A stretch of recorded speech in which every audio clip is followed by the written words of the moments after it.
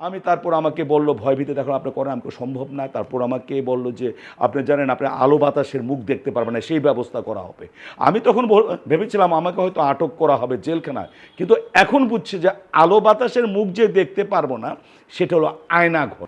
আপনারা তো জানেন যে আমি 5 বছর নির্বাচন কমিশনার ছিলাম এবং গত 2022 সাল আমি প্রধান নির্বাচন কমিশনার ছিলাম।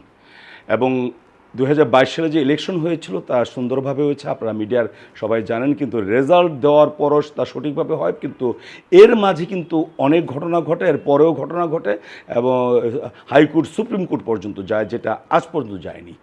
এটার নেপথ্য কাহিনী আপনারা অনেকেই জানেন, কিন্তু তখন হয়তো প্রকাশ করেননি বিভিন্ন কারণে। এখানে আপনারা জানেন যে, এবং এই খবরে প্রকাশ পেয়েছে আমার সেদিন প্রথম আলো সহ বিভিন্ন পত্রিকায় প্রকাশের পর, যে আমার উপর চাপ সৃষ্টি করা হয়েছিল। আপনারা দেখেছেন, অনুমানও করেছেন, জানতেনও, কিন্তু মিডিয়া বাতিলের ভয়ে আপনারা প্রচার করেননি। আপনারা জানেন যে দুটি প্যানেল ছিল, একটির মধ্যে সাধারণ সম্পাদক ছিলেন জায়েদ খান, আরেকটির মধ্যে ছিল নিপুণ, এবং এই দুটো পদ নিয়ে কিন্তু তাদের মাঝে বেশি মানে আলোচনা ছিল। অনেকগুলি ব্যবস্থা করা হয়, একটা নিরপেক্ষভাবে সবগুলি ব্যবস্থা করি, এবং প্রতিদিনই কিন্তু আমরা বিভিন্ন চ্যানেলে সামনে আমরা কিন্তু ব্রিফিং দিতাম। সেদিন যেদিন ইলেকশন হচ্ছে 28 তারিখে, হঠাৎ করে নিপুণ প্যানেল বুঝলো যে যারা ভোটার আসছে তারা সব জায়েদ খান প্যানেলের। কেন কারা কোন ভোটের তারা কিন্তু সবাই জানে, যে ফাইটাররা কোন গ্রুপে আছে, ড্যান্সাররা কোন গ্রুপে আছে। তখন সে ভাবলো যে তার ভোটাররা আসছে না এবং আসবে না। তখন সে বলল যে সেখানে জায়েদ খান মানুষকে প্রভাবিত করছে। পরে আমি নির্বাচন কমিশনারকে পাঠালাম এবং সেই বয়সটা বললো যে দুনো দলকে, তারা দুনো দলই এখানে ছিল, সরিয়ে পড়েছে। তারপর আমাকে বললো যে নির্বাচন বন্ধ করে দেন। আমার নির্বাচন বন্ধ হওয়ার মতো কোনো অবস্থা তো হয়নি। তখন তিনি বললেন যে একটু পরে বলে যে আলাপ করেন। পরে আমি বললাম কে? শেখ সেলিম সাহেব। পরে আলাপ করলেন, বললো যে নিপুণ প্রথম বলল। নিপুণ বলার পর পরে আমাকে টেলিফোন ধরিয়ে দিল, বলো। আমি বললাম কে এটা? এটা শেখ সেলিম সাহেব। তখন আমি বললাম স্যার কী খবর? কয়েকে আপনি নির্বাচনটা বন্ধ করে দেন।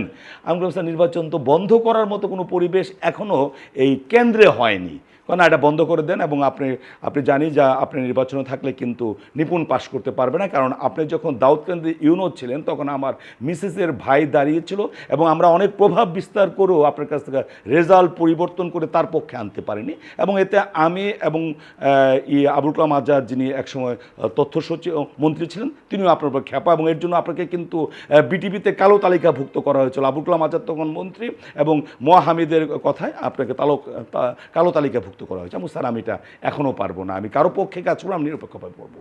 তারপর আমাকে কিন্তু ইলেকশন হলো। তারপর এভাবে কয়েকবারই সোহান সাহেব ছিলেন, উনি বলতেন নেন আলাপ করেন। আমি আসলেই বুঝতাম যে এটা শেখ সেলিম সাহেব করেছেন। আমি বলতাম একই কথা যে স্যার এখনও পরিস্থিতি তেমন হয়নি, আইন প্রয়োগকারী সংস্থা আছেন এবং সুন্দরভাবে ইলেকশন হচ্ছে, কোনো বন্ধ করা সম্ভব না। তারপর যখন গণনা শুরু হলো, আমি গণনা শুরু করলাম, তখন প্রথম দিকে যে ভোটগুলো আসছে দেখা যায় সমান সমান, তখন তারা ভালো ছিল এবং দুই পক্ষেরই কিন্তু 6 জন ব্যক্তি ছিল। এবং ওই সময় সোহান সাহেব এসে বলে যে শেখ সেলিম সাহেব বলেছেন আমাকে এই ভোট গণনার সময় থাকতে হয়।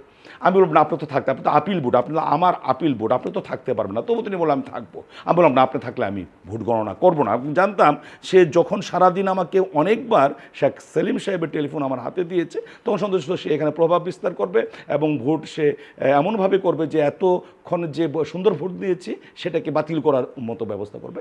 ওনাকে রাখা হয়নি, পরে ভোট গণনা হচ্ছে। তারপর শেষের দিকে দেখা গেল যে মানে এই জায়েদ খান 13 ভোটের বেশি পেয়েছে তার চেয়ে। এর মধ্যে নিপুণের 16টি ভোট কিন্তু নষ্ট হয়েছে, জায়েদ খানেরও 12টি ভোট নষ্ট হয়েছে। তারপর দেখা গেল যে সে বলল যে এবং একসময় আমাকে সরাসরি নিপুণ টেলিফোন করলো রাত 2টা 2:30টার মধ্যে, এবং তখন বললো এই কল রেকর্ড কিন্তু পাওয়া যাবে যে আপনি আমার যে বাতিল হয়েছে ভোটগুলো সেটা আমার পক্ষে কাস্ট করে দেন, আমাকে এটা সম্ভব না। পরে আবার শেখ সেলিম স্যার আমাকে টেলিফোন করলেন এবং বললেন যে ওটা করে দেন। পরে বললাম যে না করে, আপনি তো বিএনপি, আপনি করবেন কেন, আপনি বিএনপি মুখী এবং এর জন্য আপনার প্রমোশন হয় না জানেন। আমাকে হ্যাঁ, আমাকে বিএনপির অপবাদ দিয়ে আওয়ামী লীগ সরকার আমলে কিন্তু আমি সচিবও হতে পারি নাই, সিনিয়র সচিবও হতে পারি না। আমার পরের সিরিয়াল 300 জন পরে তারাও কিন্তু সচিব হয়েছে এবং একটা ভালো পোস্টিংও পাইনি। আমি জানি এটা, এবং আমাকে কালো তালিকাভুক্ত করেছে 15 বছর। এই আওয়ামী লীগের আমলে কিন্তু আমি একটি নাটকও বিটিভিতে অভিনয় করতে পারিনি, যদিও আমি বিশেষ শ্রেণীর শিল্পী হিসাবে, বিশেষ গ্রেডের শিল্পী হিসাবে আমার প্রতি মাসে 2টি নাটক করার কথা, সেটাও বাতিল হয়েছে, অন্য চ্যানেলে কাজ করছি আমি। তারপর আমাকে বলল ভয়ভীতি দেখো আপনি করেন, আমাকে সম্ভব না। তারপর আমাকে বলল যে আপনি জানেন আপনি আলো বাতাসের মুখ দেখতে পারবেন না, সেই ব্যবস্থা করা হবে। আমি তখন ভেবেছিলাম আমাকে হয়তো আটক করা হবে জেলখানায়, কিন্তু এখন বুঝছি যে আলো বাতাসের মুখ যে দেখতে পারবো না সেটা হলো আয়নাঘর। তখন কিন্তু আয়নাঘর সম্পর্কে জানতাম না। আয়নাঘর তাও আমি কোনো মানে নথি স্বীকার করিনি। তারপর আমাকে একটা টাকার অফার দেওয়া হলো, সেটাও আমি চললাম না। তারপর আমি ভোট দিয়ে রেজাল্ট দিয়ে গেলাম। তারপর আমি জানতাম, আমাকে বললো যে সেখানে কিছু ফোর্স দিয়ে একজন আসলে আমার খুব কাছের লোক এবং এই ময়মনসিংহ বাড়ি, তারা বললো স্যার আপনাকে অ্যারেস্ট করতে পারে, আপনি কিন্তু আপনার বাসায় ঘুমাবেন না। পরে কিন্তু আমি সেদিন আমার বাসায় আসিনি, আমি চলে গিয়েছি মানে মোহাম্মদপুর একটি বাসায়, আমার বন্ধুর বাসায়। তখন তারা ঠিকই গিয়েছে, তারা জানতো, তখনও জানতো যে আমি সোবানবাগ কোয়ার্টারে থাকি। সোবানবাগ কোয়ার্টার কয়েছে স্যার তো গত মাসে কোথায় চলে গেছে, জানি না কোথায় উনি চলে গিয়েছেন। তারপর আমাকে বেশ কয়েকবার খোঁজা হয়েছে, কিন্তু আমি সেরকম নেই। আমার স্বরাষ্ট্রমন্ত্রীর আমাকে এসএফ অলি এসে বললো আপনি স্বরাষ্ট্রমন্ত্রীর ফোন ধরলেন না।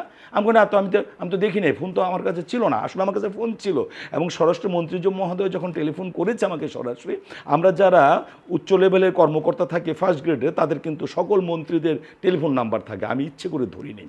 এভাবে অনেকবার করা হলো। তারপর আমাকে ভয়ভীতি দেখানো হলো, আমি চেঞ্জ করিনি। তারপর বলতে পারেন যে তারপর কিভাবে আপিল, হ্যাঁ আপিল করার একটা নিয়ম আছে, সেটা আপিল করেছি, পুনর্গণনার জন্য আপিল করেছি।